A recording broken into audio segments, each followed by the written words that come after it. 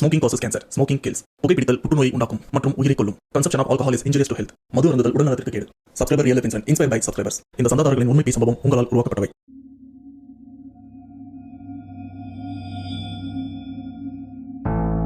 இது வரைக்கும் நம்ம சேனல்ல டிரைவர்ஸோட வாழ்க்கையில் நடந்த நிறைய உண்மை பேய் சம்பவங்களையும் பார்த்துருக்கோம். ஏன் போன சம்பவம் கூட ஒரு லாரி டிரைவர் என்ன அவர் லைஃப்ல நடந்த ஒரு சம்பவம் வேலூர் சரௌண்டிங்ல. ஆனால் அந்த வீடியோக்கும் நிறைய பேர் கமெண்ட் பண்ணி ப்ரோ தயவு செஞ்சு அந்த காட்டுராஜா கோவிலுக்கு போயிட்டு அந்த கோவிலையும் ஒரு வீடியோ எடுத்து அந்த கோவிலை பத்தி வரலாறு ஏதாச்சும் இருந்ததுன்னா அதையும் சொல்லுங்க அப்படின்னு நிறைய பேர் கேட்டிருந்தீங்க. சொல்ல போனா இது வரைக்கும் அந்த கமெண்ட்டை கம்பேர் பண்ணும்போது அந்த வீடியோக்கு அதிகப்படியான கமெண்ட்ஸும் வந்திருக்கு. கண்டிப்பா அந்த கோவிலுக்கு நான் போறேன், பட் எனக்கு கொஞ்சம் டைம் கொடுங்க. ஏன்னா அந்த வீடியோ ஷூட் பண்ற இன்னைக்கு மார்ச் 19 ஏப்ரல் மாதம் ஒரு 15 தேதிக்கு மேலே அந்த ஏரியாவுக்கு போக வேண்டிய ஒரு வேலையும் இருக்கு. உங்களுக்காக கண்டிப்பாக காட்டுராஜா கோயிலுக்கு போயிட்டு வீடியோ எடுத்து மோஸ்ட்டாக நைட் எடுக்க ட்ரை பண்ணுறேன். இன்கேஸ் அந்த சரௌண்டிங்கில் இருக்கிற யாராச்சும் வேண்டான்னு சொன்னாங்கன்னா பகல் நேரத்தில் போயிட்டு வீடியோ எடுக்கிறேன். அந்த கோவிலை பற்றி ஒரு சுவாரஸ்யமான விஷயத்தையும் உங்களுக்காக நான் ஷேர் பண்ணுறேன், பட் கொஞ்சம் டைம் கொடுங்க. அண்ட் இன்றைக்கி நம்ம பார்க்க போகிற உண்மை சம்பவமும் ஒரு டிரைவரோட வாழ்க்கையில் நடந்த உண்மை சம்பவமாக தான் இருக்க போதும். அது நான் அடித்து சொல்லுவேன், இதுக்கு முன்னாடி நீங்கள் லாரி டிரைவர் உண்மை சம்பவம் பார்த்தீங்களே அதே மாதிரி இந்த ஒரு சம்பவமும் ரொம்பவே இன்ட்ரெஸ்டிங்காக ரொம்பவே விறுவிறுப்பு குறையாத ஒரு உண்மை சம்பவமாக கண்டிப்பாக இருக்கும், அதுக்கு நான் கேரண்டி. ஆனால் அதுக்கு முன்னாடி இந்த மாதிரி பேசும்போது உங்கள் வாழ்க்கையில் நடந்திருக்கா? அப்படி நடந்ததுன்னா அதை நீங்கள் என்கிட்ட ஷேர் பண்ணணும்னு நினச்சிங்கன்னா ஸ்க்ரீனில் வாட்ஸ்அப் நம்பரும் கொடுத்துருக்கேன். மறக்காமல் அந்த நம்பருக்கு வாட்ஸ்அப்பில் உங்கள் லைஃப்பில் நடந்த அந்த பேய் சம்பவத்தை ஒரு வாய்ஸ் நோட்டாவோ இல்லை டைப் பண்ணி கூட நீங்கள் எனக்கு ஷேர் பண்ணுங்கள். அப்படி ஷேர் பண்ணது உண்மை சம்பவம் உண்மையிலேயே த்ரில்லிங்காக இருந்ததுன்னா கண்டிப்பாக நம்ம சேனலில் போஸ்ட் பண்ணுறேன். ஸோ அவரை பேச வீடியோவில் போகலாம். நீங்கள் நம்ம சேனல் புதுசாக மறக்காம சேனல் சப்ஸ்கிரைப் பண்ணுங்கள், பெல் பட்டன் கிளிக் பண்ணுங்கள். இப்போ நம்ம வீடியோவில் போகலாம்.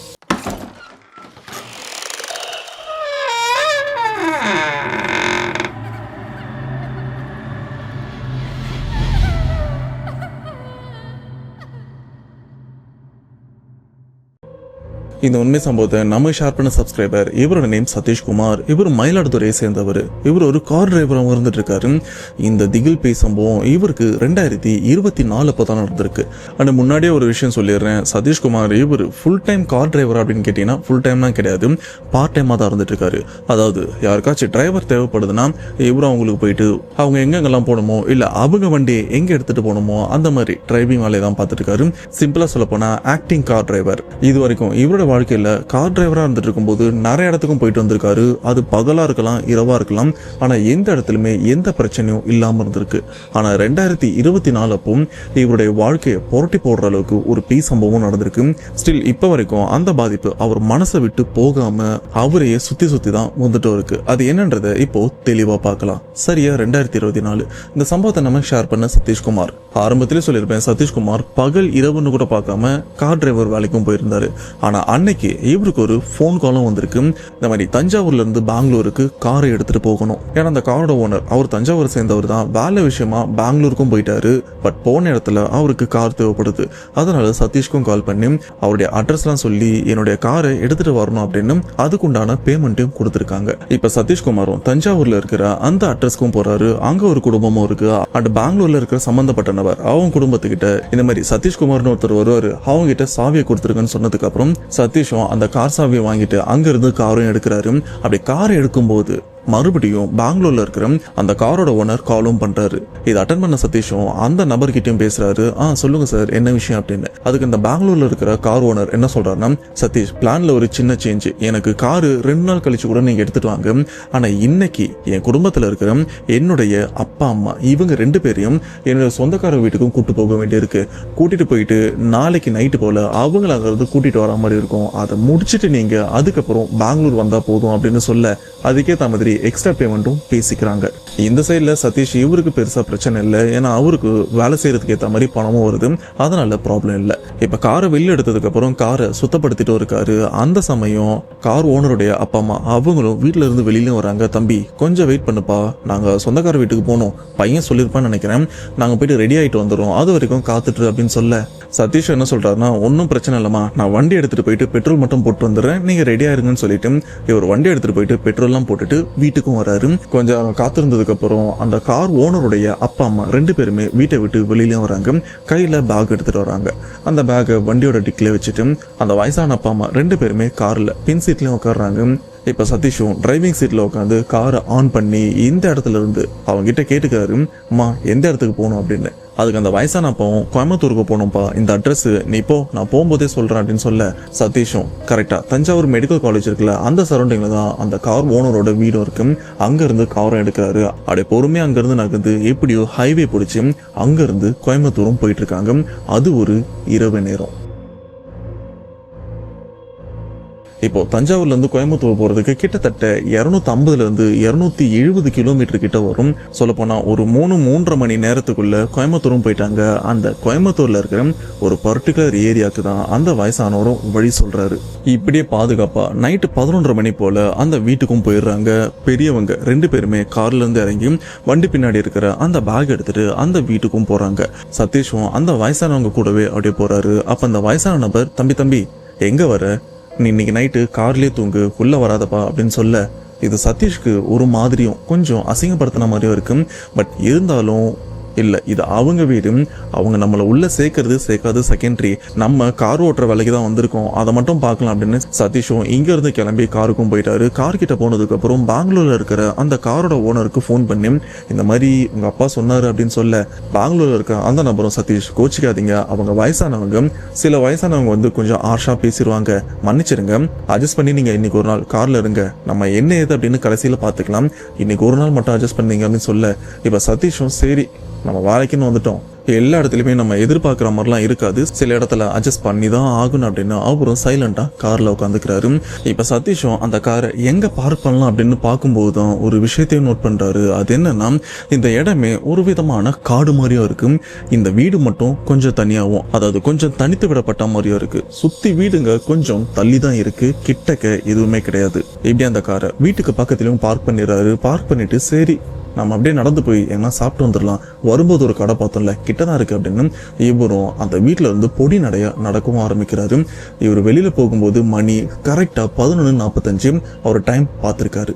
இப்படி 10 நிமிஷம் நடந்ததுக்கு அப்புறம் அங்க சில கடைகளும் இருக்கு, ரோட்டு கடை மாதிரியா இருக்கு, அதுல ஒரு கடை பார்த்து இவரும் நைட்டு சாப்பிடுறாரு. சாப்பிடுற நேரம் கரெக்டா 12 மணி. சொல்ல போனா அங்க இருக்கிற கடைகள்லாம் ஆல்மோஸ்ட் மூடுற டைம். பட் அதுக்கு முன்னாடியே போய் சாப்பிடுறாரு. சாப்பிட்டு முடிச்சுட்டு ஒரு 12:20 போலதான் அந்த இடத்த விட்டு அப்படி பொடி நடையா நடந்து வந்துட்டு இருக்காரு. அதாவது இவர் கார் பார்க் பண்ணிருக்காருல அந்த இடத்துக்கும் நடந்து வந்துட்டு இருக்காரு. அப்படி ஒரு கார் கிட்ட நடந்து வந்துட்டு இருக்கும்போது காருக்கு மேல ஏதோ ஒரு சின்ன குழந்தைய உட்காந்துட்டு இருக்கு. இதை பார்த்த சதீஷ், பாப்பா யாரு நீ, வண்டி மேல உட்காந்துட்டு இருக்கு அப்படின்னு கொஞ்சம் தூரத்துல இருந்தே கத்திட்டும் வராரு. அப்ப அந்த சின்ன குழந்தை என்ன பண்ணுதுன்னா, சதீஷை பார்த்ததுக்கு அப்புறம் அந்த காரோட மேல் பகுதியில் தான் உட்காந்துட்டு இருக்கு. சதீஷ் கிட்ட வரும்போது அந்த குழந்தையும் அந்த காருக்கு அப்படி பின்பக்கம் ஓடுற மாதிரியும், அதாவது வண்டியோட மேல இருந்து பின்பக்கம் நகர்ற மாதிரி நகர்ந்துருக்கு. அப்படி நகர்ந்தது மட்டும் இல்லாம அங்க இருந்து வண்டிக்கு பின்னாடி குதிச்சா மாதிரி தும்முன்னு ஒரு சத்தமும் கேட்டிருக்கு. இதை பார்த்து சதீஷும் ஓடி போயிட்டு வண்டி பின்னாடியும் பாக்குறாரு. பார்த்தா அந்த இடத்துல அந்த குழந்தைய காணும். குதிச்சதுக்கு அப்புறம் எங்கேயோ ஓடிட்டு இருக்கு போல இருக்கு. மேபி இங்க அக்கம் பக்கத்துல இருக்கிற ஏதாச்சும் குழந்தை வந்து விளையாடி இருக்கு போல இருக்கு அப்படின்னு இவரும் அதை பெருசா எடுத்துக்காம அப்படியே சைலண்டா அந்த காரை தொடச்சிடுறாரு. ஏன்னா அந்த கார் மேல அந்த சின்ன குழந்தை ஏறினதுக்கான கால் தடமும் ஒரு மாதிரி பிசு பிசுன்னு இருக்கு. அந்த இடம் ஒரு மாதிரி நாத்து அடிக்குது. அதுக்குன்னு அது எரிஞ்ச பிணமோ இல்ல அழுகி போன பிணத்துடைய நாத்தமா அப்படின்னு கேட்டீங்கன்னா அப்படிலாம் இல்ல, ஒரு மாதிரி சேறு சகதி மனித கழிவுகளோட நாத்தடிச்சு அப்படி இருக்கும். அந்த நாத்தம் தான் அவருக்கு அடிச்சிருக்கு. ஐயோ இந்த குழந்தை வண்டி மேல ஏறி ஏதோ பண்ணிட்டு இருக்கு போல இருக்கு அப்படின்னு இவரும் வண்டியெல்லாம் பாக்குறாரு. அங்கங்க ஒரு மாதிரி தான் இருக்கு. இப்ப சதீஷ் என்ன பண்றாருன்னா, வண்டியில தண்ணி வச்சிருக்காரு. அந்த தண்ணியை அப்படியே மேல தெளிச்சு இருக்கிற துணியை வச்சு அதெல்லாம் அப்படி தொடச்சு எடுத்து அந்த காரை சுத்தப்படுத்திடுறாரு. இப்படி சதீஷும் சரியா 12:50 தான் தூங்கலான்னு காருக்குள்ளேயும் போறாரு. அண்ட் கார்ல ஜன்னலை ஓரளவுக்கு ஓபன் பண்ணிட்டு அப்படியே சீட்டை சாய்ச்சபடி படுத்துட்டும் இருக்காரு. இப்படி டைம் கொஞ்சம் கொஞ்சமா போயிட்டு இருக்கு. சதீஷும் ஓரளவுக்கு டயர்ல நல்லா தூங்கிட்டும் இருக்காரு. அப்படி தூங்கிட்டு இருக்கும்போது யாரோ ஒருத்தவங்க காரு கிட்ட நடந்து வர சத்தம் இவருக்கும் ஏதோ தூக்கத்துல கேட்கிற மாதிரி இருந்திருக்கு. ஆனா கொஞ்சம் சௌரியம் பத்தாம அட்ஜஸ்ட் பண்ணி படுக்கும்போது அந்த தூக்கம் லைட்டா தெளிஞ்சிருக்கு. அப்போ நடந்து வர சத்தம் ரொம்பவே தெளிவா யாரோ கார் பக்கத்தில் நடக்கிற மாதிரி இருக்குல்ல அப்படின்னு அவரும் பொறுமையா அப்படியே கண்ணை திறக்கிறாரு. கரெக்டா கண்ணை திறக்கும் போது டிரைவர் சீட்டு கிட்ட தான் படுத்துட்டும் இருக்காரு. அந்த ஜன்னல் கிட்ட ஒரு சின்ன உருவம் இப்படி தலையை வச்சு காருக்குள்ள என்ன இருக்குன்னு பாக்குறதுக்கு முயற்சி பண்ற மாதிரியும் பார்த்துட்டும் இருக்கு. இதை சடனா பார்த்த சதீஷும் அப்படியே திரிச்சு பயந்துடுறாரு. என்ன இது அப்படின்னு. இப்படி சதீஷ் இவர் பயந்ததுக்கு அப்புறம் வெளியில இப்படி எட்டி பார்த்துட்டு இருக்கிறதுல ஒரு சின்ன உருவம், அந்த உருவமும் அந்த கண்ணாடி கிட்ட இருந்து ஒரு 2 அடி பின்னாடி நகருது. அப்பதான் சதீஷ்க்கும் தெரியுது, இந்த குழந்தை தானே வண்டி மேல ஏறி வண்டியை ஒரு மாதிரி அசிங்கப்படுத்திச்சு அப்படின்னு அவருக்கும் புரிய வர அப்படியே ஜன்னல் இறக்கி, பாப்பா யார் நீ, இந்நேரத்துக்கு தூங்காம என்ன பண்ணிட்டு இருக்க அப்படின்னு அந்த குழந்தைகிட்டயும் பேச்சு கொடுக்குறாரு. அதுக்கு அந்த குழந்தை எதுவுமே பேசாம இவரே ஒரு மாதிரி பார்த்துட்டு இருக்கு. ஆனா இது எல்லாமே இருட்டில் தான் நடந்துட்டு இருக்கு. இருட்டு அப்படின்றதுனால அங்க அந்த குழந்தையோட உருவம் மட்டும் தான் தெரியுது. அந்த குழந்தை கருப்பா இருக்கா, சிகப்பா இருக்கா, கண்ணு பெருசா இருக்கா அப்படின்னு எந்த விஷயத்தையும் அவரால் தெளிவா பார்க்க முடியல. பட் போட்டிருக்கிற ட்ரெஸ்ஸை வச்சு பார்க்கும்போது அது ஒரு பெண் குழந்தை அப்படின்னு ஓரளவுக்கு புரியுது. சதீஷும் தொடர்ந்து அந்த குழந்தைகிட்ட பேச்சு கொடுக்குறாரு. ஆனா அந்த குழந்தை எதுவுமே பேசாம அங்கேயே நிக்க, இப்ப சதீஷ் என்ன பண்றாருன்னா அவருடைய மொபைல் எடுத்து டார்ச் லைட் ஆன் பண்ணி அந்த வெளிச்சம் அந்த சின்ன பொண்ணு மேல படுற அளவுக்கு ஓரளவுக்கு அந்த வெளிச்சத்தையும் காட்ட, அப்ப சதீஷ் பார்த்த அந்த ஒரு விஷயம் அவருடைய இதய துடிப்பை ஒரு சில வினாடிகள் அப்படி நிறுத்தி இருக்கு. ஏன்னா அங்க இருக்கிற அந்த குழந்தை கண்ணு ஃபுல் அண்ட் ஃபுல் கருப்பாகவும் இருக்கு. அண்ட் முடி எல்லாமே பார்த்தீங்கன்னா ஒரு மாதிரி ரத்தம் படிஞ்ச மாதிரி, இந்த சடமுடிலாம் சொல்லுவாங்கல்ல அந்த மாதிரி தான் அந்த முடியும் இருக்கு. அப்படியே தலைவரி கோலத்தோடும் இருந்துட்டு இருக்கு. அண்ட் முகம் ரத்தமே இல்லாமல் வெளுத்து போன மாதிரியும் இருக்கு. அதில் அந்த முகத்தில் இருக்கிற நரம்பு நார்மலாக ரத்தம் போனால் பச்சை கலரில் இருக்கும்ல, ஆனால் அந்த நரம்பு எல்லாமே ஒரு மாதிரி கருப்பாக இருக்கிற மாதிரியும் இருக்கு. இதை பார்த்த சதீஷ் ஒரு வினாடி அப்படியே பயந்து கத்திடுறாரு. கத்தினதுக்கு அப்புறம் அந்த குழந்தை அந்த இடத்த விட்டும் ஓடிடுது. ஆனால் இப்போ வரைக்கும் சதீஷ் உண்மையிலே இது ஒரு குழந்தை தான், சின்ன பொண்ணு தான். மோஸ்டா இந்த வெளி மாநிலத்தை சேர்ந்தவங்க நம்ம ஊர்ல இந்த தர்மம் கேட்பாங்கல்ல, சொல்ல போனா பிச்சை எடுப்பாங்கல்ல, அந்த மாதிரி தான் இந்த குழந்தை. நைட்டு அம்மா அப்பா யாருமே இல்லாம இங்க சுத்திட்டு இருக்க போல இருக்கு அப்படின்னு இவருக்குள்ளே ஒரு சில விஷயத்த நினைச்சிட்டு, சரி இதெல்லாம் யோசிச்சுட்டு இருந்தா நமக்கு தூக்கம் வராது, கம்முன்னு படுப்போம் அப்படின்னு மொபைலை அப்படியே ஆஃப் பண்ணிட்டு சைலண்டா படுக்கிறாரு. ஆனா படுக்கிறதுக்கு முன்னாடி அந்த கண்ணாடியை கொஞ்சம் மேலே ஏத்திடுறாரு. அப்படியே மேலே ஏத்திட்டு மறுபடியும் படுத்து தூங்கலான்னு முயற்சி பண்ணும்போது மறுபடியும் அதே குழந்தை இந்த ஜன்னல் கிட்ட வந்து அந்த கதவை தட்டுது. இந்த தட்டுற சத்தத்தை கேட்ட சதீஷும் எந்திரிச்சு, ஒருவேளை இந்த குழந்தை நம்ம கிட்ட இருந்து ஏதோ காசு எதிர்பார்க்குது போல இருக்கு, சரி பர்ஸ்ல இருந்து ஒரு 50 ரூபாய் எடுத்து இந்த பாப்பா இதெல்லாம் வாங்கி சாப்பிட அப்படின்னு அந்த காசை கொடுக்கும்போது அந்த குழந்தையும் அந்த காசை பார்க்குது, சதீஷையும் பார்க்குது, காசையும் பார்க்குது, சதீஷையும் பார்க்குது. அதுக்கப்புறம் அந்த காசை வாங்கி தூக்கி போட்டுட்டு சதீஷை பார்த்துட்டு ஒரு மாதிரி ஆக்ரோஷமா கத்துது. அப்படி கத்தும்போது அந்த குழந்தையோட வாயில, இந்த சின்ன பொண்ணு வாயில இருந்து ரத்தமா வழிஞ்சிட்டும் இருக்கு. ஏன்னா அந்த சின்ன பொண்ணை பார்க்கறதுக்கே ஒரு மாதிரி பயமாவும் இருக்கு. வாயை திறந்தா ரத்தமா இருக்கும். என்ன பண்றதுன்னு தெரியாம இவரும் ஒரு மாதிரி முடிச்சிட்டும் இருக்காரு. இப்ப பயத்துல எங்க போறதுன்னு தெரியல. ஏன்னா தெரியாத ஒரு ஊர்ல தெரியாத இடத்துலயும் இருக்க. இப்ப ஆக்ரோஷமா கத்தன அந்த சின்ன பொண்ணு மறுபடியும் அந்த இடத்த விட்டு ஓடிட சதீஷ்க்கு என்ன பண்றதுன்னு தெரியல. சரி கொஞ்ச நேரத்துக்கு நம்ம எல்லா ஜன்னலையும் இழுத்து மூடிடலாம், அதான் வெளியில குளிராதானே இருக்கு, நம்ம உள்ள ஏசி போடல, ஏசி போட்டாதான் பிரச்சனை. இதுக்கப்புறம் அந்த குழந்தை வந்தா கூட கதவு தரக்கூடாது, ஃபுல்லா லாக் பண்ணிட்டு படுத்துடலாம் அப்படின்னு அவரும் எல்லா ஜன்னலும் மேலே ஏத்திட்டு அப்படியே கார்ல உட்காந்தபடி சுத்தி பாக்குறாரு. ஆனா சுத்தி பார்த்தா ஒன்னும் தெரியாது. ஏன்னா ஃபுல் அண்ட் ஃபுல் இருட்டாதான் இருந்துட்டு இருக்கு. சொல்ல போனா ஒரு இருட்டான இடத்துல தனியா இருந்தா என்ன தெரியும், அதே மாதிரிதான் அந்த காருக்குள்ள அவரும் ஒரு விதமான மரண பயத்தோடவும் படுத்துட்டு இருக்காரு. இப்ப சதீஷ் தூங்க முயற்சி பண்றாரு. ஆனா சுத்தமா தூக்கமும் வரல. இப்படியே படுத்துட்டு இருக்கும்போது சதீஷ்க்கு ஒரு சத்தமும் கேக்குது. அதாவது சதீஷ் இவரை கூப்பிடுற மாதிரி, அதுவும் பேரை சொல்லி கூப்பிடுற மாதிரி, சதீஷ் சதீஷ் அப்படின்னு ஒரு சின்ன குழந்தை பேர் சொல்லி கூப்பிட்டா அப்படி இருக்கும். அப்படிதான் அந்த ஒரு சத்தமும் கேக்குது. ஆனா அந்த சத்தம் வெளியில இருந்து கேட்கல, சீட்டுக்கு பின்பக்கத்துல இருந்தும் கேக்குது. இப்போ சதீஷ் முன் சீட்ல உட்காந்துதான் சீட்டை சாய்ச்சபடி படுத்துட்டும் இருக்காரு. பின் சீட்ல யாரோ உட்காந்து நம்மளை கூப்பிட்டா சத்தம் எந்த அளவுக்கு ரொம்பவே நெருக்கமா இருக்கும், அந்த சத்தம் தான் சதீஷ்க்கும் கேட்க இவரும் ஒரு விதமான பயத்தோட அப்படி பொறுமையா திரும்பியும் பார்க்காரு. அப்படி திரும்பி பார்க்கும்போது அந்த பின் சீட்டோட ஒரு பக்கத்துல வெளியில பார்த்த அந்த பொண்ணு மாதிரியும் ஒரு சின்ன உருவமும் உட்காந்துட்டு இருக்கு. நான் முன்னாடியே சொல்லியிருப்பேன், இந்த இடம் இருட்டா இருக்கும், காருக்குள்ளேயும் இருட்டா தான் இருக்கு. அந்த இருட்டில் பார்க்கும்போது அந்த குழந்தையோட தோற்றம் மட்டும்தான் இருக்கு. இதை பார்க்கும்போதே சதீஷ்க்கும் புரிஞ்சிருது. கை கால்லாம் நடுங்குது. இந்த சின்ன பொண்ணு எப்படி உள்ள வந்தது, நம்ம எல்லா கதவையும் லாக் பண்ணி வச்சிருக்கோம், வெளியில இருந்து யாரு கதவை திறந்தாலும் திறக்க முடியாது, நான் நினைச்சா மட்டும்தான் வெளியில இருக்கிறவங்க உள்ள வர முடியும். அப்படி இருக்கும்போது இந்த குழந்தை எப்படி உள்ள வந்தது, சரி எப்படியோ கதவை திறந்து வந்துருச்சு, ஆனா கதவை திறக்கிற விஷயத்த ஈஸியா என்னால உணர முடிஞ்சிருக்குமே, இப்போ வரைக்கும் நான் தூங்காம தான் இருக்கேன், எப்படி வந்துருச்சுன்னு தெரியாம அப்படியே பொறுமையா இருந்துருச்சு. அந்த கார்ல லைட்டும் இருக்கும், அந்த பட்டன் ஆன் பண்றாரு. ஆன் பண்ணி பார்த்தா பின் சீட்ல உண்மையிலேயே அந்த குழந்தை உட்காந்துட்டு இருக்கு. ஆனா உண்மையிலேயே அது குழந்தையான்னு கேட்டீங்கன்னா குழந்தை கிடையாது, அது ஒரு குட்டி சாத்தான். இப்ப சதீஷும் அலறி அடிச்சுட்டு இந்த காரோட கதவை திறந்துட்டு வேக வேகமா ஓடுறாரு. எங்க ஓடுறாருன்னா இப்போ தஞ்சாவூர்ல இருந்து 2 வயசானவங்களை கூட்டு வந்திருப்பார்ல, அவங்க ஒரு வீட்டுக்குள்ள போயிருப்பாங்க. அந்த வீட்டை நோக்கி தான் ஓடுறாரு. ஏன்னா ஒரு வெளில இருக்கிறதுக்கு பயமா இருக்கு, உயிருக்கு உத்தரவாதம் கிடையாது.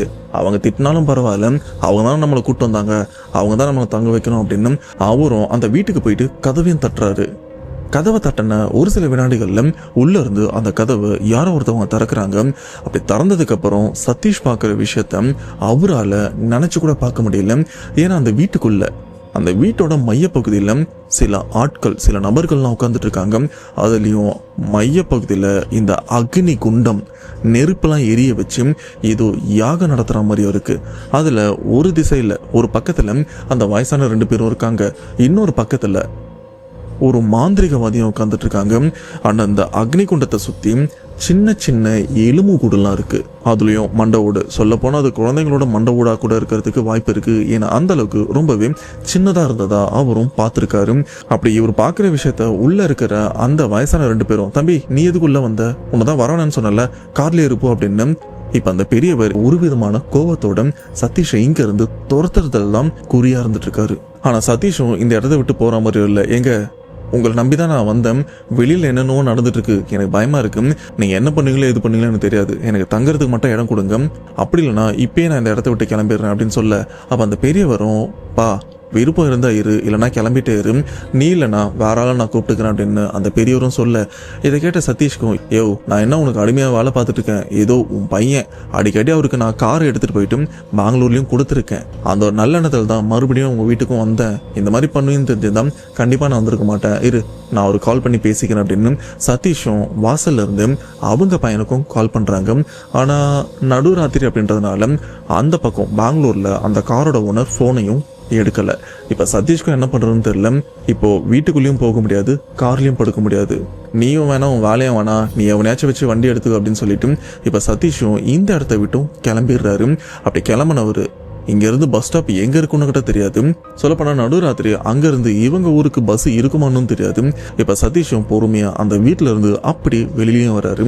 அப்படி வெளியில வரும்போது அந்த காருக்குள்ள அந்த பேய் குழந்தையும் உட்காந்துட்டு இருக்கு. இல்ல அந்த குட்டிச்சாத்தான் உட்காந்துட்டு இருக்கு. இதை பார்த்த சதீஷ்க்கு ஒரு மாதிரி கை கால்லாம் நடுங்க. ஏன்னா அவருடைய பேக் ஒன்று காருக்குள்ளதான் இருக்கு. சொல்ல போனா அந்த பேக்ல தான் இவருடைய பர்ஸ், அந்த பர்ஸ்ல தான் காசும் இருக்கு, இவருடைய ஐடி ப்ரூஃப் எல்லாமே இருக்கு. இதை எடுக்காம போக முடியாது. அதான் காரோட சாவி என்கிட்ட தானே இருக்கு, நான் டிக்கியை ஓபன் பண்ணி எடுத்துக்கிறேன் அப்படின்னு பொறுமையா அந்த கார் கிட்டையும் போறாரு.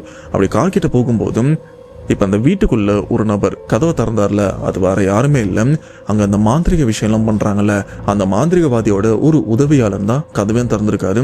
அவர் இப்போ அந்த வீட்டுக்குள்ள இருந்து வெளியில வந்து, தம்பி அதான் கிளம்புறேன்னு சொன்னீங்கல்ல, இங்க என்ன பண்றீங்க அப்படின்னு கேட்க, நான் கிளம்ப தான் போறேன், நீங்களே பாருங்க வண்டிக்குள்ள ஏதோ ஒண்ணு இருக்கு, பேய் மாதிரி தான் இருக்கு, உங்க கண்ணுக்கு தெரியுதா இல்லையான்னு கேட்க, என் கண்ணுக்கு தெரியுதுப்பா, உன் கண்ணுக்கும் தெரியுதுல்ல, நீ இப்ப எதுக்கு அந்த கார் கிட்ட போற அப்படின்னு அந்த மாந்திரிகவாதியோட உதவியாளர் சதீஷ் கிட்டையும் கேட்க, நான் இன்னும் வேணும்னு போல, என்னுடைய பேக் வண்டியில இருக்கு, அதுல தான் காசெல்லாம் இருக்கு, தயவு செஞ்சு அதை மட்டும் எடுத்து கொடுங்க, நான் கிளம்பிடுறேன் அப்படின்னு சொல்ல, இப்ப அந்த நபரும் கார் கிட்ட வராரு. கார் கிட்ட வரும்போது அங்க இருக்கிற அந்த உருவத்தை பார்த்து வாயை முணுமுணுக்கிற மாதிரி ஏதோ ஒரு வார்த்தைகள்லாம் சொல்றாரு.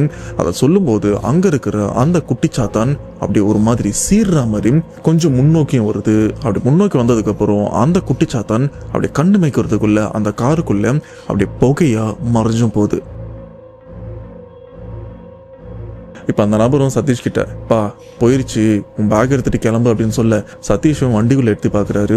ஆனா அந்த இடத்துல அந்த குட்டிச்சாத்தான காணும். இதுதான் சரியான நேரம், நம்ம பேக் எடுத்துட்டு போயிடலாம் அப்படின்னு டிக்கியை திறந்து பேக் எடுத்துட்டு அந்த இடத்த விட்டு அப்படி பொடி நடையா நடக்கவும் ஆரம்பிக்கிறாரு. அப்படிங்கிறது கிளம்புறதுக்கு முன்னாடி அந்த மாந்திரிகவாதியோட உதவியாளர் இருக்கார்ல, அவரும் அவர்கிட்ட இருக்கிற ஒரு பொருள் எடுத்து சதீஷ் கிட்டையும் கொடுக்குறாரு. தம்பி தெரிஞ்சோ தெரியாமலோ நீங்க வந்தது மட்டும் இல்லாம இங்க இருக்கிற பார்க்க கூடாத விஷயத்துல ஒரு சிலதை நீ பார்த்திருக்க, இந்த பொருளை கையில வச்சுக்கும், இது நீ வீடு போய் சேர்ற வரைக்கும் உனக்கு உதவியா இருக்கும்.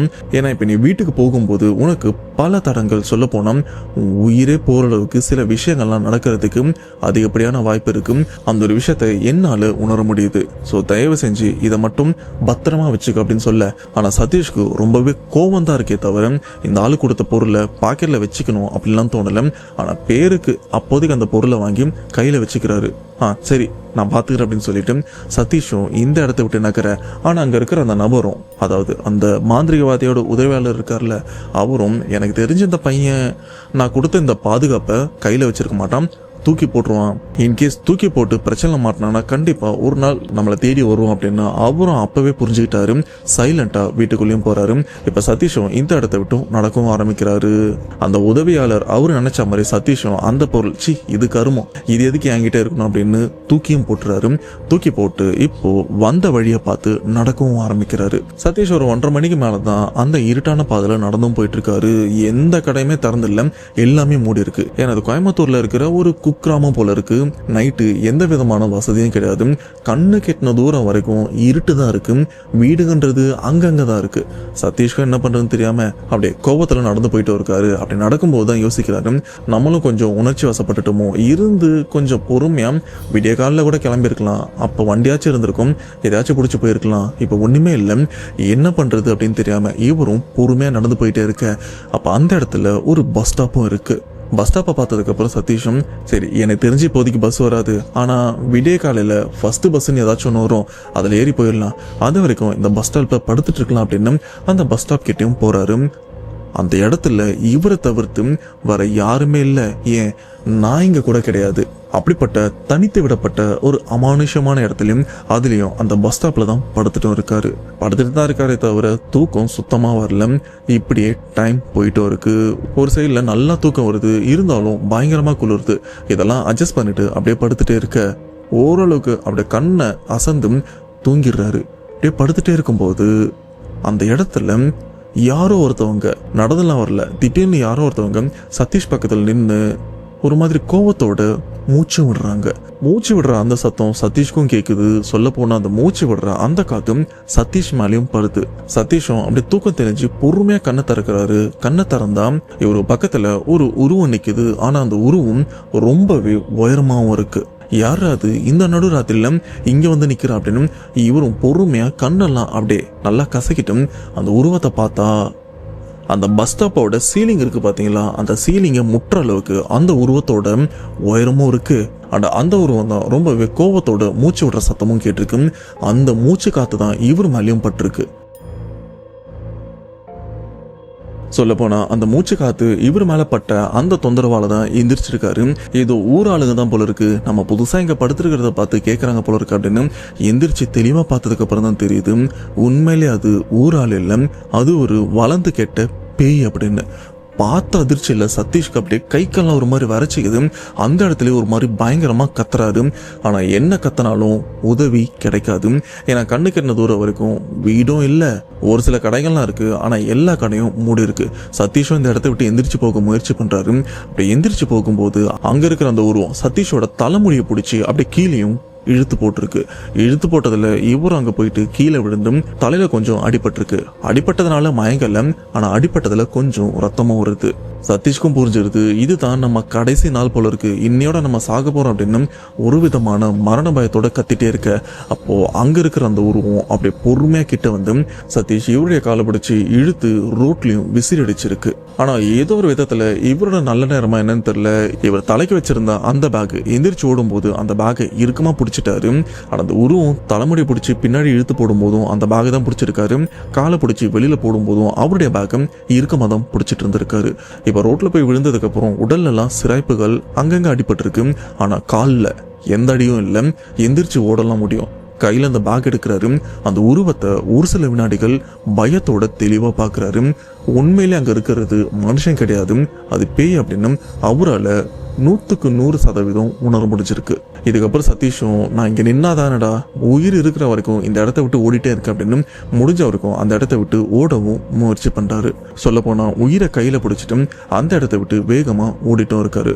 இப்படி ஓடிட்டே இருக்கும்போது இவருடைய நல்ல நேரமா என்னன்னு தெரியல, இவருக்கு பின்பக்கத்துல இருந்து ஒரு பைக்கும் வந்திருக்கு. அந்த பைக்கு வேகமா ஓடிட்டு இருக்கிற சதீஷும் அவருக்கு உடம்பெல்லாம் அடியும் பட்டிருக்கு. இதை பார்த்த அந்த நபரும் தம்பி பொறு என்னாச்சு, ஏன் இவ்வளவு வேகமா ஓடுறேன், டேய் எதனா திருடிட்டு ஓடுறியா, திருட்டு பையா அப்படின்னு அந்த பைக்ல வந்த நபர் சதீஷை ஒரு மாதிரி சந்தேகமா கேட்க. ஆனா சதீஷ் இவரும் பயத்துல அழுதுட்டும் இருக்காரு. இப்படி அழுத பார்த்த அந்த நபரும் இல்லையே இந்த பையனை பார்த்தா திருடுற மாதிரிலாம் தெரியல, இது பிரச்சனையால ஓடுற மாதிரி இருக்கு அப்படின்னு உணர்ந்த அந்த நபரும் தம்பி கொஞ்சம் பொறுப்பா நான் உனக்கு உதவி பண்றேன் அப்படின்னு சொன்னதுக்கு அப்புறம் தான் சதீஷும் ஓடுறத அப்படியே பொறுமையா நிறுத்தி ஒரு இடத்துலயும் நின்று இருக்காரு. இப்ப அந்த நபரும் பைக்கை ஓரமா நிறுத்திட்டு அவர் பையில தண்ணியும் இருந்திருக்கு. அந்த தண்ணியை சதீஷ் கொடுத்து தம்பி என்னாச்சு, ஆமா நீ எந்த ஊர் அப்படின்னு கேட்க சதீஷும் நடந்த எல்லா விஷயத்தையுமே சொல்றாரு. அது சொன்னது மட்டும் இல்லாம அவங்க வந்த அந்த இடத்த பத்தியும் சொல்றாரு. அதாவது அந்த பெரியவங்களை கூட்டு வந்திருப்பார்ல கார்ல மாந்திரிகவாதி வீட்டுக்கு, அந்த இடத்த பத்தியும் சொல்ல தம்பி அந்த இடத்துக்கு வந்த ஐயோ அது ரொம்ப பிரச்சனைக்குரிய இடமாச்சுப்பா, அந்த இடத்துல இருக்கிற அந்த மாந்திரிகவாதியும் சூனியும் பில்லி சூனியம் எல்லாமே வைப்பான்ப்பா, எல்லாமே கெட்டதுக்கு தான் வைப்பான். உனக்கு ஒரு விஷயம் தெரியுமா, அவன் என்னைக்கு என் கையில் மாட்டுவான்னு இருக்கேன். ஏன்னா எனக்கு தெரிஞ்ச நிறைய பேர் அவனால பாதிக்கப்பட்டிருக்கான். என்னைக்காச்சும் ஒரு நாள் கல்லடிப்பட்டு அவன் சாக தான் போறான். நீ அங்கிருந்தா வர அங்கே ஆளுங்கள்லாம் கூட்டு போன இந்த ஒரு விஷயம் உனக்கு முன்னாடியே தெரியுமான்னு கேட்க அண்ணே நான் இந்த ஊருக்கே புதுசுன்னு, இங்கே இப்படிப்பட்ட இடம் இருக்குன்னு எனக்கு தெரியாது, தெரியாமல் வந்து மாட்டிக்கிட்டேன் அப்படின்னு சொல்ல புரியுதுப்பா, உன்னை பார்க்கறதுக்கு ஊருக்கு புதுசு மாதிரி தான் இருக்கு, கவலைப்படாதப்பா, நானும் இந்த ஊர் இல்லை, நான் மதுரைக்கு பக்கம் தான், எங்கள் கோயம்புத்தூர் கேரளா பார்டர் கிட்ட தான் ரூம் எடுத்து தங்கியிருக்கேன். நீ ஒன்று பண்ணு, இன்னைக்கு நைட்டு என் கூட தங்கும், நான் தனியாக தான் தங்கியிருக்கேன், உன்னை இப்படி விடுறதுக்கு எனக்கு மனசு இல்லை, நைட்டு நேரத்தில் பஸ்ஸும் எதுவும் கிடையாதுப்பா, நீ எங்கள் வீட்டுக்கு வா, ரெஸ்ட் எடு, விடிஞ்சதுக்கப்புறம் நீ கிளம்பு, இல்லைனா உனக்கு தெரிஞ்சவங்களுக்கு யாருக்காச்சும் கால் பண்ணி வர வச்சுட்டு கூட போ அப்படின்னு சொல்ல இதை கேட்ட சதீஷ்கும் கொஞ்சம் நிம்மதியாகுது. அட்லீஸ்ட் மனுஷன்னு இவராச்சும் நமக்கு உதவி பண்றாரு அப்படின்னு. சரிங்கண்ணே நான் உங்க கூடவே தங்குறேன், உங்களுக்கு தொந்தரவுலாம் பண்ண மாட்டேன், விடிஞ்சதுக்கு அப்புறம் நான் கிளம்பிடுறேன் அப்படின்னு சொல்ல அடா வாப்பா இது கூட உதவி பண்ணலான்னா எப்படி அப்படின்னு சொல்லிட்டு அந்த அண்ணனும் சதீஷை வண்டியில் ஏற்றிட்டு இப்போ அங்கேருந்து அப்படியே தமிழ்நாடு கேரளா பார்டர் நோக்கியும் போகிறாங்க. சொல்லப்போனா தமிழ்நாடு பார்டரில் தான் ரூம் எடுத்து தங்கியிருக்காரு.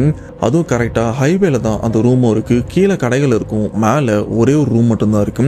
அந்த ரூமில் தான் அந்த அண்ணனும் தங்கியிருக்காரு. இப்போ மாடியில் இருக்கிற அந்த ரூமுக்கும் போகிறாங்க. போயிட்டு கதவை திறந்ததுக்கு அப்புறம் சதீஷும் அண்ணன் நான் அவங்க பாத்ரூமை யூஸ் பண்ணிக்கலாமா, உடம்புல ரொம்ப ரத்தமாக இருக்குது, கொஞ்சம் குளிச்சுட்டு வந்துடுறேன்னு சொல்ல பா ஃபர்ஸ்ட் போய் குளிச்சுட்டு வா, என்கிட்ட துணி கூட இருக்கு, வேணா என்னுடைய லுங்கி கூட நீ கட்டிக்க அப்படின்னு சொல்ல சதீஷும் போய் குளிச்சுட்டு அந்த அண்ணனோட லுங்கிலாம் கட்டிக்கிறாரு. அந்த அண்ணனும் சரிப்பா ரெஸ்ட் எடு, விளைஞ்சதுக்கு அப்புறம் பார்க்கலாம் அப்படின்னு ரெண்டு பேருமே அந்த வீட்டில் இப்போ படுத்துட்டு இருக்காங்க. சதீஷ் ஆல்ரெடி மரண பயத்தில் தான் வந்துட்டு இருக்காரு, அதனால அவருக்கும் தூக்கம் வரல. அந்த வீட்டில் ஒரு 0 வால்ட் லைட்டும் போட்டு வச்சிருக்காங்க. இப்படி அந்த அண்ணன் நல்லா படுத்து கொரட்டையும் விட்டுட்டு இருக்காரு. சதீஷும் படுத்தபடி இங்கிருந்து எப்ப நம்ம தப்பிச்சு வீட்டுக்கு போறது அப்படின்னு ஏதோ நரகத்துல மாட்டிட்டு இருக்கிற மாதிரி பயத்துலயும் இருக்காரு. இப்படி பயத்துல படுத்துட்டே இருக்கும்போது இப்ப இந்த அண்ணன் வீடு மாடியில் தானே இருக்கு. இந்த மாடிப்படியில யாரோ ஒருத்தவங்க ஏறுற ஒரு சத்தமும் கேட்குது. அதுவும் சாதாரணமா இல்லை, நல்லா தொம்மு தொம்முன்னு மொத்த எடை மொத்த வெயிட்டையும் பயன்படுத்தி அந்த ஸ்டெப்ஸில் ஏறினா சத்தம் எப்படி கேட்கும், அந்த சத்தத்தோட அந்த படிக்கட்டுலையும் ஏறுறாங்க. ஆனா ஏறுறவங்க ஏறி வந்து இந்த வீட்டை கதவை தட்டுற மாதிரியோ இல்லை இந்த வீட்டுக்கிட்ட நடக்கிற மாதிரியோ எல்லாம் இல்லை, அந்த படிக்கட்டு ஏறுற சத்தம் தான் ரொம்ப நேரமாக கேட்டுட்டும் இருக்கு. இந்த சத்தத்தை கேட்ட சதீஷும் ஒருவேளை பக்கத்தில் எங்கெல்லாம் வேலை நடக்குது போல இருக்கும், எதையோ அடிச்சு உடைக்கிறாங்க போல இருக்கு அப்படின்னு தான் நினைச்சிருக்காரு. ஆனால் படுத்துட்டு இருக்கிற அந்த அண்ணன் டேய் எவன்டா அவன் ரொம்ப நேரமாக படிக்கட்டில் ஏறிட்டு இருக்கான், இரு வரேன் அப்படின்னு அவரும் 4-5 கெட்ட வார்த்தையை திட்டிட்டு அப்படியே எந்திரிக்கிறாரு. எந்திரிச்சு அப்படியே பொறுமையாக கதவை திறந்து அந்த படிக்கட்டை அப்படியே எட்டியும் பார்க்குறாரு. எட்டி பார்த்தவரும் ஒரு விதமான அதிர்ச்சியோட அப்படியே கதவை மூடிட்டு வீட்டுக்குள்ளேயும் வந்து சைலண்டா உட்காந்துடுறாரு.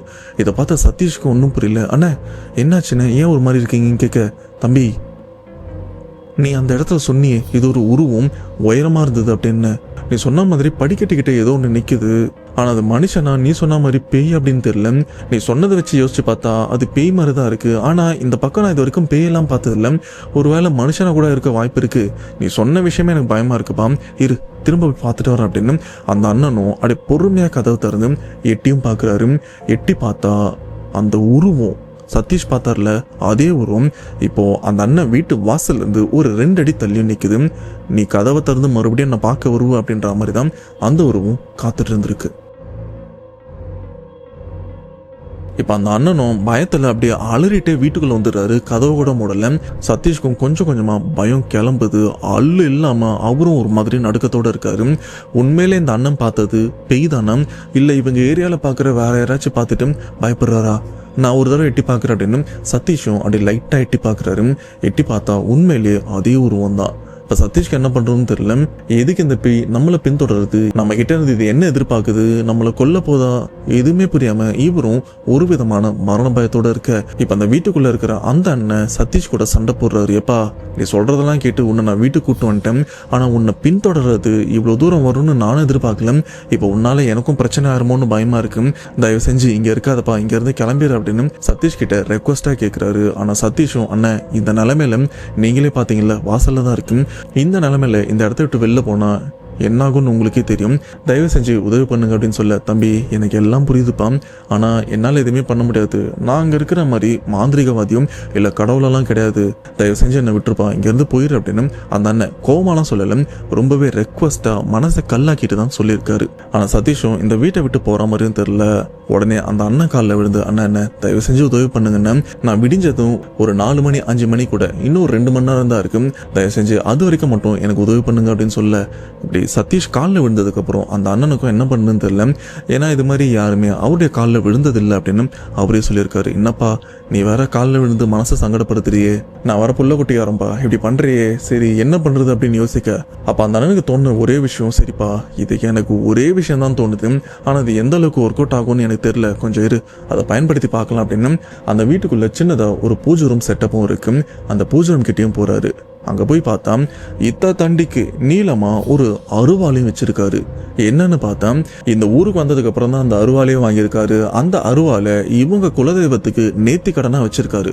நான் எப்ப நான் ஊருக்கு வரணும் அப்ப இந்த நேர்த்தி கடனை உனக்கு நான் செலுத்துறேன், அது வரைக்கும் இது என்கிட்டே இருக்கட்டும் அப்படின்னு நல்லா பூஜை பண்ணி நல்லா மனசார விரதம்லாம் இருந்ததும் அந்த அருவாலை அவங்க வீட்டு பூஜை ரூம்லயும் வச்சிருக்காரு. டெய்லி அதை வணங்கிட்டு தான் இருக்காரு. ஆனா இப்போ நேர்த்தி கடனுக்கு கொடுக்க போற அந்த அருவா பயன்படுமா, அதாவது இதை பேய துரத்துமா துரத்தாதா அப்படின்னு ஒரு விதமான குழப்பத்தோட அந்த அருவாவை அப்படியே 2 கையை வச்சு எடுக்கிறாரு. எடுத்து மனசார அவருடைய குலதெய்வத்தையும் நினைக்கிறாரு. இவருடைய குலதெய்வம் யாருன்னு பார்த்தீங்கன்னா சுடலமாடன். ஸோ அந்த அருவாள் எடுத்து அப்படியே மனசில் நினச்சிட்டு அந்த கத்தியோட அப்படியே வாசல் கிட்டேயும் போகிறாரு. அது ரொம்பவே பெரிய அருவா அப்படின்னு சொல்லியிருக்காங்க. கிட்டத்தட்ட ஒரு 4-4.5 அடி இருக்கும் அப்படின்னு சொல்லியிருக்காங்க. இப்போ அந்த அருவாவை எடுத்துட்டு தான் அவரும் வாசல் கிட்டேயும் போகிறாரு. வாசல் கிட்ட இருந்து அப்படி பயத்தோட அப்படி வெளியில எட்டி பார்க்கும்போதும் மறுபடியும் அந்த உருவம் அங்கேயே தான் நிற்குது. இப்போ மனசுல தைரியத்தை வரவழைச்சிட்டு அந்த அண்ணனும் அந்த அருவாவோட 2 அடி அந்த வாசலை விட்டு வெளியே நிற்க, இப்போ அங்கே இருக்கிற அந்த பேய் இந்த அண்ணனை பார்க்குது. ஆனால் இவரை பார்க்கும்போது அது ஒரு மாதிரி கோவத்தோடு தான் இருக்கு. அப்படியே கொஞ்சம் திரும்பி கையில் இருக்கிற அந்த அருவாலை பார்க்கும்போது அந்த உருவம் அப்படியே ஒரு விதமான பயத்தோட கொஞ்சம் கொஞ்சமாக பின்னோக்கி நகருது. இதை பார்த்த அந்த அண்ணனும், ஏய் மரியாதை இங்கேருந்து போயிரு, இது யாரோட அருவா தெரியல, அவர் வந்தாருன்னா உன்னை உண்டு இல்லைன்னு பண்ணிடுவாரு, மரியாதை அந்த இடத்த விட்டு போயிரு அப்படின்னு மனசுல அவ்வளோ பயம் இருக்கு, மரண பயம் இருக்கு. ஆனால் அதெல்லாம் மறைச்சிட்டு தைரியமாக இந்த இடத்துல பேசுகிற மாதிரி குலதெய்வத்தை நினச்சி பேசியிருக்காரு. அதுக்கேற்ற மாதிரி அங்கே இருக்கிற உருவமும் ஒரு விதமான கோபத்தோட கிட்ட வர முயற்சி பண்ணுது. ஆனால் ஏதோ ஒன்று அந்த பேயை தடுக்கிற மாதிரியும் அதை மீறி அந்த உருவம் வர கஷ்டப்படுற மாதிரியும் அப்படி பின்னோக்கி நகருது. சொல்ல போனா இந்த வீட்டுல இருந்து இறங்கி கரெக்டா மெயின் ரோட்ல தானே அந்த வீடு இருக்கு. அப்படி ரோட்டு கிட்ட நின்று இந்த வீட்டையே ஒரு மாதிரி கொலவெறியோட பார்த்துட்டு இருக்கு. இப்ப இந்த அண்ணனுக்கு புரிஞ்சிருச்சு, உண்மையிலே இந்த அருவாக்கு சக்தி இருக்கு, கடவுள் நம்ம கூட தான் இருக்காரு அப்படின்னு. அவரும், தம்பி இப்போதைக்கு எதுவும் பிரச்சனை இல்லைப்பா, ஆனால் இன்னமும் அந்த பேய் இந்த இடத்த விட்டும் போல நம்ம வீட்டோட ரோட்டு வாசலில் தான் நின்று இருக்கு. எனக்கு என்னவோ இந்த பிரச்சனை அவ்வளோ ஈஸியாக முடிகிற மாதிரிலாம் தெரியல, நீ இதுக்கோ கொஞ்சம் பாதுகாப்பாக இரு. ஆனால் இப்போதைக்கு இந்த அருவாலை மீறி அதால் உள்ளே வர முடியாது அப்படின்னு கதவை மூடிட்டு அந்த கதவோட வாசலில் அந்த அருவாலை அப்படியே முட்டு கொடுத்து நிற்க வைக்கிற மாதிரி நிற்க வச்சுட்டு அந்த அண்ணன் அப்படியே சைலண்டாக அவருடைய படுக்கைக்கு வந்துடுறாரு.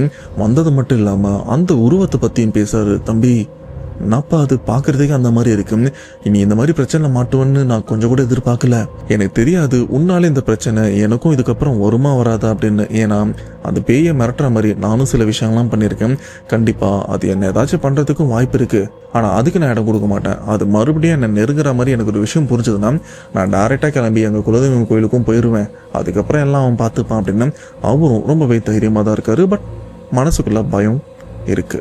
இப்படி அந்த அண்ணன் அப்படியே பேசிக்கிட்டே படுத்து தூங்கிடுறாரு. ஆனா சதீஷுக்கு தூக்கமும் வரல. டைமை பாக்குறாரு, அந்த வீட்டோட டோரையும் பாக்குறாரு. இப்படி மாத்தி மாத்தி பார்த்துட்டே இருக்க டைம் ரொம்பவே பொறுமையா போயிட்டு இருக்கு. அதுக்கேற்ற மாதிரி வெளியில இருக்கிற அந்த பேயோட அட்டொழியும் தாங்க முடியல. ஏன்னா அந்த பேய் மறுபடியும் அந்த படி வரைக்கும் வருது. ஆனா இதுக்கு முன்னாடி அந்த படியில ஏறும்போது ரொம்ப தூரம் படி ஏறுற மாதிரியும் சத்தம் கேட்டுது. ஆனா இப்ப அந்த படி கிட்ட ஒரு 4-5 ஸ்டெப்ஸ் மட்டும் ஏறினா சத்தம் எந்த அளவுக்கு கம்மியா கேட்கும் அந்த மாதிரி தான் கேட்டிருக்கு. மறுபடியும் அந்த பில்டிங்கை சுத்தி நடக்கிற சத்தம் தெளிவா கேக்குது. அந்த உருவத்தால இந்த வீட்டுக்குள்ள வரவும் முடியல. இதுக்கு முன்னாடி வர முடியாம இருக்கிறதுக்கு காரணம் மேபி இந்த வீட்டுக்குள்ள இந்த குலதெய்வத்துக்கு நேந்தி வச்ச அருவா இருந்ததுனாலதான் படிக்கட்டுல மட்டும் அதோட வேலையை காமிச்சிருக்கு போல இருக்கு. இப்ப அந்த அருவாலை எடுத்து வாசல்லே வச்சுட்டாங்களே, அதனால இன்னும் எதுவும் பண்ண முடியாம ஒரு மாதிரி கோவத்தோட இங்க அங்கன்னு சுத்திட்டே இருக்கு. இப்ப சதீஷ் ரொம்ப டயர்ட்ல இருக்காரு. அவரை அறியாமலே ஒரு 4 மணி போல லைட்டா அப்படியே கண்ணை சந்துடுறாரு. அப்படி ஓரளவுக்கு தூங்கியிருக்காரு. அப்படி தூங்கிட்டே இருக்கும்போது இந்த வீட்டுடைய ஜன்னல் பகுதி கிட்ட யாரோ ஒருத்தவங்க அந்த கதவை சொரன்ற சத்தமும் கேக்குது. சொல்ல போனா அந்த கதவை திறக்கிறதுக்கு முயற்சி பண்ணும்போது நகம் பட்டு அந்த சத்தம் கேட்கும்ல, அந்த சத்தம் கேட்டு சதீஷ்க்கு லைட்டா முழிப்பு வந்திருக்கு. என்ன இது சத்தம் கேட்குது அப்படின்னு அந்த ஜன்னலை பார்க்க கரெக்டா இவர் பார்க்கும்போது அந்த ஜன்னல்ல யாரோ ஒருத்தவங்க திறக்கிறாங்க. அதுவும் வெளி பக்கத்துல இருந்து. யாரு அது? நம்ம ஃபர்ஸ்ட் ஃப்ளோர்ல படுத்துட்டு இருக்கோம், யாரோ ஜன்னல் திறக்கிறாங்களே அப்படின்னு நல்லா உத்து பார்த்தா அந்த உருவம் தான் அந்த ஜன்னலையும் திறந்திருக்கு. திறந்தது மட்டும் இல்லாம அப்படியே புகை மாதிரி மாறி அந்த ஜன்னல் கம்பி வழியா அப்படியே அந்த புகை வந்து அந்த வீட்டுக்குள்ள அந்த உருவமா அப்படியே பெருசா நிக்குது. இதை பார்த்த சதீஷ்க்கு அப்படி ஒரு மாதிரி கை கால்லாம் நடுங்குது. சொல்லப்போனா வலிப்பு வந்த மாதிரி கை கால்லாம் எடுத்துக்குது. ஆனா வலிப்புலாம் வரல, அந்த அளவுக்கு பயந்துருக்காரு. இப்ப அந்த உருவம் மறுபடியும் புகை மாதிரி மாறி சதீஷ் இவரு உடம்புக்குள்ள, குறிப்பா இந்த நெஞ்சு குழி இருக்குல்ல அதுக்குள்ள இறங்குற மாதிரியும் இவரும் தெளிவா பார்த்திருக்காரு. அப்படி அந்த உருவம் இவரு உடம்பு உள்ள போன மாதிரி அந்த உணர்வு வந்ததுக்கு அப்புறம் சதீஷ் அவரு படுக்கையில இருந்து அப்படியே எந்திரிக்கிறாரு. அப்படி எந்திரிச்சவரு நேரா அந்த வாசல் கதவு கிட்ட போயிட்டு கதவை திறந்து அந்த வீட்டை விட்டு வெளியிலயும் வராரு. அப்ப அவரோட உள்ளுணர்வு சொல்லுது, டேய் எங்கடா போறேன், உடம்ப ஏதோ கண்ட்ரோல் பண்ணி உன்னை கூட்டிட்டும் போகுது, இதுல இருந்து வெளியில வா, இல்லைன்னா உயிரே போறதுக்கு வாய்ப்பு இருக்கு, தயவு செஞ்சு வெளியில வா அப்படின்னு அவருடைய உள்ளுணர்வு சொல்லுது. ஆனா உடம்பு கட்டுப்படல, உடம்பு வேற ஏதோ கண்ட்ரோல்லயும் இருக்கு. இப்படியே சதீஷ் இவரு அறியாமலே நடந்து போயிட்டே இருக்காரு. படியில இருந்து இறங்கி எதிர்க்கவே மெயின் ரோடு இருக்குல்ல, அப்படியே அந்த மெயின் ரோடு கிட்டயும் போறாரு. அந்த மெயின் ரோடுக்கு நடுவுல சில தடுப்புகள்லாம் இருக்கு. அந்த தடுப்புல அப்படியே உட்கார்றாரு, அப்படியே படுக்கிறாரு. சொல்ல போனா தூங்குறதுக்கு படுத்தா எப்படி அந்த மாதிரி அந்த நடு ரோட்டோட தடுப்புல படுத்துக்கிறாரு. மறுபடியும் கொஞ்ச நேரத்துக்கு அப்புறம் அப்படியே கண்ணை முழிக்கிறாரு. கண்ணை முழிக்கும் போது அவருடைய உடம்பு அவருடைய கண்ட்ரோல்ல இருக்கு. அப்பதான் சதீஷ்க்கு ஒரு விஷயமே புரியுது. அடச்ச, இவ்வளவு நேரம் நடந்தது ஒரு கனவா? இந்த ஸ்லீப்பிங் பேரலைஸ்ல நம்ம உடல்ல உணர முடியாம ஒரு சில விஷயங்கள்லாம் நடக்கும்ல, அந்த மாதிரி தான் நடந்திருக்கு போல இருக்கு. ஒருவேளை அந்த பேய் தான் நம்ம கனவுல வந்து இவ்வளவு விஷயம் பண்ணிருக்க போல இருக்கு அப்படின்னு கொஞ்சம் பயத்தோட இருக்காரு. அப்படியே கண்ணை திறந்து சரி எந்திரிச்சு உட்காரலன்னு எந்திரிச்சு உட்காந்ததுக்கு அப்புறம் தான் தெரியுது, ஒக்கமக்கா இவ்வளவு நேரம் நடந்தது உண்மையிலேயே கனவு கிடையாதுடா, உண்மையிலேயே நான் நடு ரோட்ல படுத்துட்டு இருக்கேன் அப்படின்னு. சொல்ல போனா இதுக்கப்புறம் தான் இவருடைய வாழ்க்கையில பல சம்பவங்களும் நடக்கவும் போகுது. ஆனா இது எல்லாமே பார்ட் 2வா போஸ்ட் பண்ணலாமா இல்ல இந்த சம்பவத்தோட போதுமா அப்படின்னு நீங்களே கமெண்ட் பாக்ஸ்ல மென்ஷன் பண்ணுங்க. அதுக்கேற்ற மாதிரி பார்ட் 2ல வந்து மீட் பண்றேன். ஏன் சில சம்பவங்கள்லாம் 2 பார்ட்டா போடுறேன்னு பாத்தீங்கன்னா சம்பவம் ரொம்பவே பெருசா இருக்கு. ஒரே வீடியோவா 1 hour 1.5 மணி நேரம் போட்டா கண்டிப்பா அந்த அளவுக்கு நிறைய பேர் பார்க்க மாட்டீங்க, ஒரு சில பேர் பாக்குறீங்க, நான் இல்லைன்னு சொல்லல. பட் ஓவராலா அந்த ஆவரேஜ் வியூ டைம் பார்க்கும்போது ரொம்பவே கம்மியா தான் இருக்கு. அதனாலே ஷார்ட் அண்ட் ஸ்வீட்டா போட்டா பெஸ்டா இருக்குன்னு தான் பார்ட் 2வா போஸ்ட் பண்றேன். வேணும்னா சொல்லுங்க.